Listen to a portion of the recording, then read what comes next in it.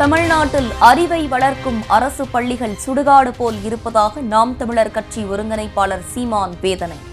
சுடுகாடு நட்சத்திர விடுதி போல் இருப்பதாக மறைந்த தலைவர்களின் நினைவிடத்தை சுட்டிக்காட்டி விமர்சனம்.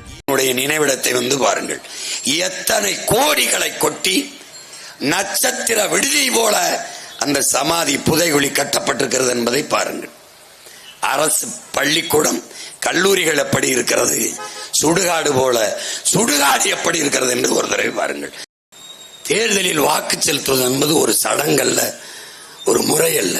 ஜனநாயகத்தில் நமக்கு தரப்பட்டிருக்கிற மதிப்புமிக்க உரிமை என்பதை உணர்ந்து நீங்கள் வாக்கு செலுத்த வேண்டும். இந்த கட்சிக்குத்தான் நான் செலுத்துவேன் என்பது அது ஒரு நோய். இந்த சாதிக்குத்தான் செலுத்துவேன், இந்த மதத்துக்குத்தான் செலுத்துவேன் என்பது அது ஒரு போதை. பன்னெடுங்காலமாக என் இன மக்கள் மயக்கத்திலே இருக்கிறார்கள். பெரிய மயக்கம் சாதி மயக்கம், அடுத்த அதை பெரிய மயக்கம் மத மயக்கம். போதை உட்கொண்டவன், சாராயம் குடித்தவன், போதை பொருளை பயன்படுத்தியவன் படுத்து எழுந்தால் அந்த போதை தெளிந்து விடுகிறது. ஆனால் சாதி மத போதை ஏறினால் செத்து புதைத்தாலும் போவதில்லை. ஏன்?